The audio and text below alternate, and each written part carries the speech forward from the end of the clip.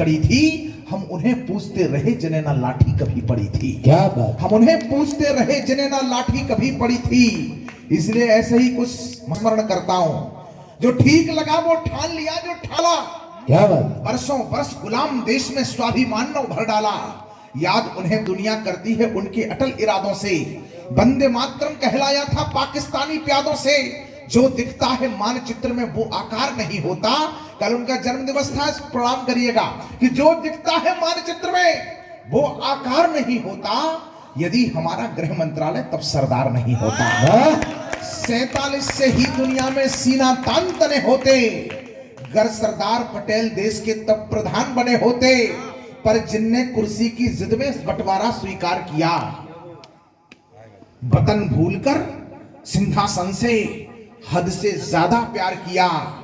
मातृभूमि के लिए बड़े हमने, यद्यपि देश में संबोधन दिया जाता है बापू, अगर यही कहा जाना है तो फिर अपने बापू से कुछ शिकायत तो कर ही सकते हैं कि मातृभूमि के लिए आंख में जिनकी कतरा शेष नहीं था, उनको सत्ता क्यों दी बापू जिनके दिल में देश नहीं था। क्या बात। बनना है तो युवा साथियों भारत की तकदीर बनो।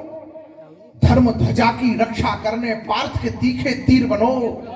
त्याग समर्पण देशभक्ति की एक नई बुनियाद बनो। भगत सिंह सुखदेव राजगुरु चंद्रशेखर आजाद बनो।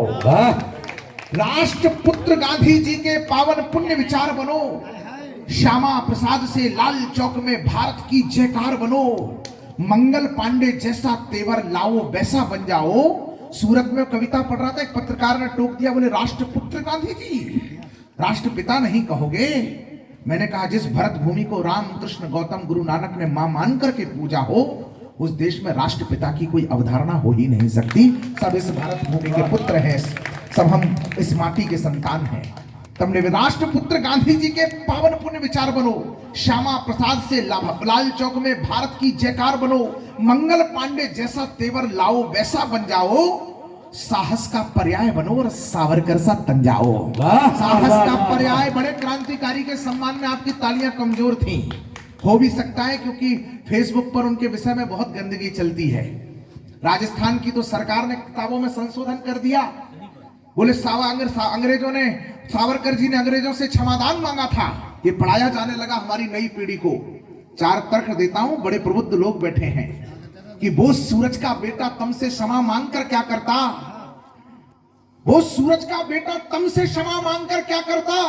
जो संघर्षों का पर्यायी क्षमा मांगकर क्या करता। क्षमादान मांगा होता तो अत्याचार नहीं होते। मजबूरी में तैर तैर कर सागर पार नहीं होते। उनके बच्चों को भी तो सत्ता का ताज मिला होता। और माफी मांगी होती तो उनको भी राज मिला होता। क्या बात है, क्या बात युवा पीढ़ी आजादी के अमृत महोत्सव में याद रखे। जब दम दिखाया जाए कि हमने देश बनाया है, तब ये बात याद रखें। इतिहास पढ़ने की जरूरत है कि 47 में कोई चुनाव नहीं हुए थे। कुछ विश्व काले अंग्रेजों, गोरे अंग्रेजों ने अपने जैसे कुछ काले अंग्रेजों को अपना विरासत समझ करके केवल सौंपा था। अगर सावरकर जी उनके लिए जासूसी करते थे तो एक आध राज्य का मुख्यमंत्री उन्हें भी बनाया जाना चाहिए था। उनके बच्चों को भी तो सत्ता का ताज मिला होता। माफी मांगी होती तो उनको भी राज मिला होता। और कठिन क्रूरतम काला पानी का संत्रास नहीं मिलता। एक जन्म में 2 जन्मों का कारावास नहीं मिलता। एक जन्म में 2 जन्मों का कारावास नहीं मिलता। एक जन्म में 2 जन्मों का कारावास नहीं मिलता। तब निवेदन करना चाहता हूं कि दुर्गा भाभी, लक्ष्मीबाई, पद्मावती नार बनो। सीता, मीरा, सावित्री का चारित्रिक अवतार बनो। युवा शक्ति हो तो भारत का जय करता उद्घोष बनो।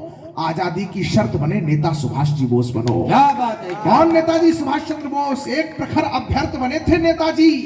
राष्ट्रवाद का अर्थ बने थे नेताजी। जिसका वो हकदार बताते हैं खुद को, उस आजादी की शर्त बने थे नेताजी। उस आजादी की शर्त बने थे। एक 4 पंक्तियां पढ़ करके कविता, मेरे परिचय में एक बात बोली गई सबसे शुरुआत से कि मैंने मोदी जी के सामने अभी काव्य पाठ किया, संचालन किया।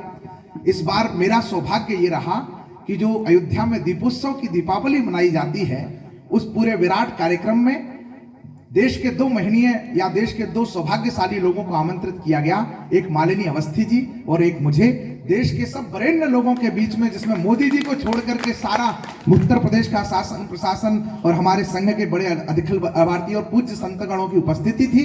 उस उनकी दिव्य उपस्थिति में मुझे अपना काव्य पाठ करने का और जो कविता पढ़ने का मुझे मौका मिला, वो कविता मैं आपको सुनाना चाहता हूं। इसलिए बस अगर आपकी अनुमति हो तो भगवान श्री राम राजा सरकार के दरबार में आया हूं। स्वागत। बस एक बात कहता हूं, टिप्पणी करना चाहता हूं कि अब फैजाबाद अयोध्या हो गया, इलाहाबाद फिर से प्रयाग हो गई, वरना कुछ हो गया था, कुछ हो गया था, सब बर्बाद हो गया था। नाम बदले बाबा ने तो लोगों को पेट में दर्द हुआ, मरोड़ उठी, और जो मरोड़ उठी तो लोगों ने कहा कि ये बाबा नाम बदल रहे हैं। मैं गया अयोध्या तो मैंने बाबा से पूछा, 2 मिनट को प्रणाम करने का योगी जी को समय मिला, उसमें जो मैंने उनसे पूछा कि बाबा ये नाम क्यों बदल रहे हो। बाबा का संकल्प, बाबा से अनेक बार मीडिया ने भी पूछा, बाबा कई बार उत्तर देते हैं, कई बार मुस्कुरा देते हैं। एक सन्यासी के संकल्प का उत्तर आपको देना चाहता हूं, और आपको लगे कि वो उत्तर एक सन्यासी वही दे सकते हैं, तब मैं 4 पंक्तियां पढ़ना चाहता हूं कि जो मत कहो हमसे, प्रश्न पूरे देश के हैं, बाबा नाम क्यों बदल रहे हैं जगहों के। उत्तर एक सन्यासी सम्राट का है, सन्यासी राजा का है। और बाबा रामचरित रामायण हमने देखी, उसमें राम जी कहते हैं कि सन्यासी से अच्छा राजा कोई नहीं हो सकता है। तब 4 पंक्तियां निवेदन करना चाहता हूं। और आपके अंदर चेतना में अगर आपकी ये निद्रा भाग जाए तो एक बड़े कवि की अगवानी के लिए इस महफिल तैयार हो जाएगी कि योगी बाबा ने कहा कि मत कहो हमसे कि काम ये कैसा किया है, हमने तो नाम बस पहले जैसा किया है। हम पर हुए हमलों की कहानियां बहुत हैं, जख्म है, जख्मों की निशानियां बहुत हैं। कहां है हस्तिनापुर, कहां है कर्णावती, कहां है भाग्यनगर, कहां है लक्ष्मणपुर। अरे मार्ग जो भी रुद्ध है उसको प्रशस्त करना है, थोड़ी देर रुको दिल्ली को इंद्रप्रस्थ करना है। वाह वाह वाह। थोड़ी देर रुको दिल्ली को इंद्रप्रस्थ करना है, थोड़ी देर रुको दिल्ली को इंद्रप्रस्थ करना है। तब एक कविता राम राजा सरकार की नगरी से आया हूं। 9-10 दिन की कथा हमारे युवा नहीं सुन पाते हैं, एक प्रेरणा कथा सुना देता हूं। स्वागत है, स्वागत है, स्वागत। भैया मैं पढ़ना, इसलिए मैं यहां पर भी रुक सकता हूं, लेकिन सुनाऊंगा तो 10-5 मिनट लग जाएंगे। आप लोग निर्णय कर लीजिए। आप